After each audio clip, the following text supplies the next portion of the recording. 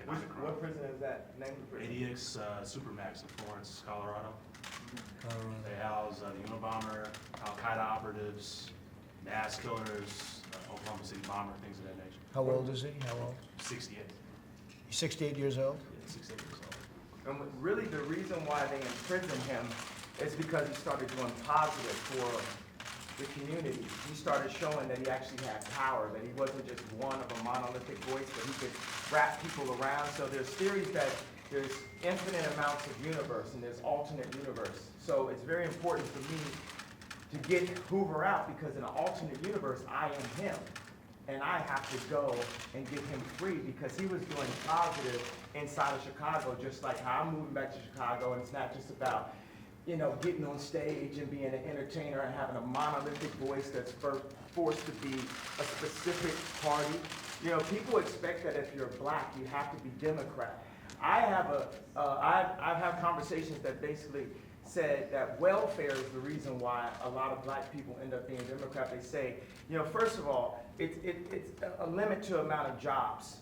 So the fathers lose the jobs and they say, we'll give you more money for having more kids in your home. And then we got rid of the mental health institutes in the 80s and the 90s and the prison rates just shot up. And now you have Chirac, what people call Chirac, which is actually our murder rate is going down by 20% every year. I just talked to the superintendent, met with Michael Sachs, that's Rom's right-hand man. So I think it's the bravery that helps you beat this game called life. You know, they tried to scare me to not wear this hat, my own friends, but this hat, it gives me power in a way. You know, my dad and my mom separated, so I didn't have a lot of male energy in my home. And also, I'm married to a family that, you know, not a lot of male energy going on. It's beautiful though, but there's times where, you know, it's something about, you know, I love Hillary, I love everyone, right? But the campaign, I'm with her, just didn't make me feel as a guy that didn't get to see my dad all the time, like a guy that could play catch with his son. It was something about when I put this hat on, it made me feel like Superman. You made a Superman, that's my favorite superhero. And you made a Superman cape for me also as a guy that looks up to you, looks up to Ralph Lauren, looks up to American industry guys. Non-political, no bull. Put the beep on it, however you want to do it, 5 seconds delay, and just goes in and gets it done. Right now, you gave me the heart to go to Adidas, because at Adidas, when I went in 2015, we were a $14 billion company, losing $2 billion a year. Now we have a $38 billion market cap. It's called the Yeezy effect. And I went to Casper, we had a meeting in Chicago, and I said, you have to bring manufacturing onshore, not even shore, into the core. It's not about the borders, the core of Adidas. And Chicago is the core of Middle America. We have to make Middle America strong. So I had the balls, because I had enough balls to put on this hat. I mean, this Adidas thing made me a billionaire. And I could have lost $200 million walking away from that deal. But even with that, I knew it was more important for me to take the chance of walking away from that deal than to have no fathers in Chicago with no homes. And when we do have prison reformation, because it's habilitation, not rehabilitation, because we didn't have the abilities in the first place. We never had anyone that taught us. We didn't teach us. Exactly, we had no one that taught us, right? So it's more important than any specific deal, anything that we bring jobs into America and that we provide a transition with mental health and the American education curriculum that Jim has worked on. Larry Hoover also has a curriculum that he's worked on. We have Montessori curriculums that we worked on. WeWorks has a beautiful curriculum. The Waldorf establishment has a curriculum. We have meditation. There's a lot of things affecting our mental health that makes us do crazy things, that puts us back into that trap door called the 13th Amendment. I did say abolish with the hat on, because why would you keep something around that's a trap door? If you build in a floor, the Constitution is the base of our industry, right? Of our country, of our company. Would you build a trap door that if you mess up and you accidentally something happens, you fall and you end up next to the Unabomber? You got to remove all that trap door out of the relationship. The four gentlemen that wrote the 13th Amendment, and I think the way the universe works, it's perfect. We don't have 13 floors, do we? You know, so the four gentlemen that wrote the 13th Amendment didn't look like the people they were amending. Also, at that point, it was illegal for blacks to read, or African Americans to read. And so that meant if you actually read the amendment, you get locked up and turned to a slave. Again, so what I think is we don't need sentences, we need pardons. We need to talk to people. I was diagnosed with bipolar disorder. I was connected with a neuropsychologist that works with the athletes in the NBA and the NFL. And he looked at my brain. It's equal on 3 parts. I'm going to go ahead, drop some bombs for you. 98 percentile IQ test. I had a 75 percentile of all human beings, but it was counting 8 numbers backwards after it was repeating. So I'm going to work on that one. The other one's 98%, Tesla, Freud. You know, so he said that I actually wasn't bipolar. I had sleep deprivation, which could cause dementia 10 to 20 years from now, where I wouldn't even remember my son's name. So all this power that I got, and I'm taking my son to the Sox game and all that, I wouldn't be able to remember his name from a misdiagnosis. And what we need is we can empower the pharmaceuticals and make more money. That's one thing. I've never stepped into a situation where I didn't make people more money. So we can empower pharmaceuticals, we can empower our industries, we can empower our factories, we can bring not only Adidas on shore, we can bring Foxconn to set up a factory in, I think, Minnesota, 53,000. Wisconsin. Yeah, Wisconsin. They have 4,000 jobs, people making $53,000 a year. And one of the things we got to set is Ford to have the highest design, the dopest cars, the most amazing. I don't really say dope. I don't say negative words and try to flip them. We just say positive, lovely, divine, universal words. So the flyest, freshest, most amazing car. And what we want to start with is, I brought a gift with me right here. This right here is the iPlane 1. It's a hydrogen-powered airplane, and this is what our president should be flying in. Look at this, Jared. We'll get rid of Air Force One. Can we get rid of Air Force One? No? You don't like that? Well, we're going to have Apple, an American company, work on this plane with. But you know what I don't like about, it's not that I don't like, what I need Saturday Night Live to improve on, or what I need the liberals to improve on is, if he don't look good, we don't look good. This is our president. He has to be the freshest, the flyest planes, the best factories, and we have to make our core be empowered. We have to bring jobs into America, because our best export is entertainment and ideas. But when we make everything in China and not in America, then we're cheating on our country. And we're putting people in positions to have to do illegal things to end up in the cheapest factory ever, the prison system. I'll tell you what, that was pretty impressive, folks. You know, I hate to say this, Jim. Do you want to say something? What do you do after that? If you don't mind if I... You are please, Jim, please. Right. Great, right? Isn't that a great statement? And it's so true. As a country, it's so true. Very impressed. I've never seen Jim Brown impressed before. He was impressed. That's true. That statement is amazing, huh? I want to tell you, it's great to have you guys with us. And we're going to go in, we're going to have some lunch. That was quite something. That was quite something. It was from the soul. Yeah, no. It's really, really very interesting. Yes, yeah, please. So you had said of President Bush that he doesn't care about black people. And you've heard some people say that about this president. How do you respond to that? What do you think of that? I think we need to care about all people. And I believe that when I went on to NBC, I was very emotional, and I was programmed to think from a victimized mentality. a welfare mentality. I think that with blacks and African Americans, we really get caught up in the idea of racism over the idea of industry. We say if people don't have land, they settle for brands. We want Polo Sport and Obama again. We want a brand more than we want land because we haven't known how it feels to actually have our own land and have ownership of our own blocks.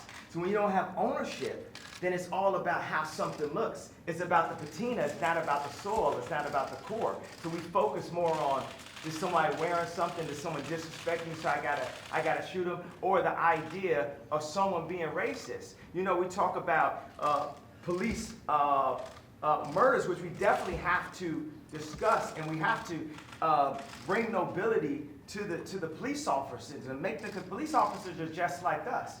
But this is this whole hate building, right? And that's a major thing about racial tension.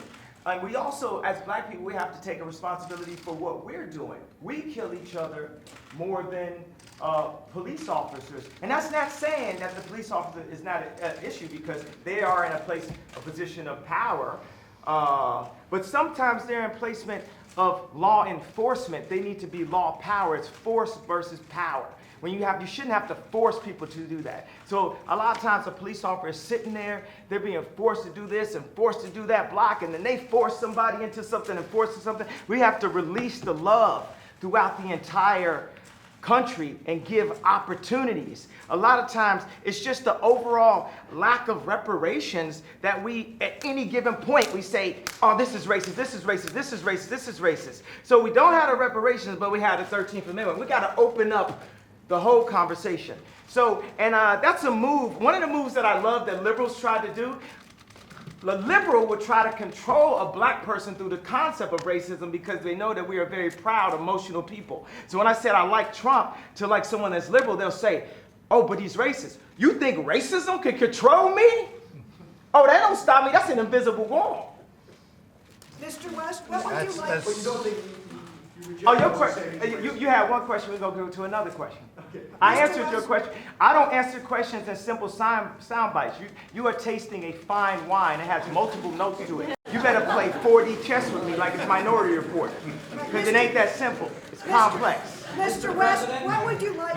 I'm going to Chicago sometime, so I would like to know what you would like to ask President Trump to do for Chicago. You're here to talk about crime in Chicago. The thing that the head of the police and Mike Sachs met with me last night at the Soho House about was we feel that stop and frisk does not help the relationships in the city. And everyone that knew I was coming here said, ask about stop and frisk. That's the number one thing that we're having this conversation about.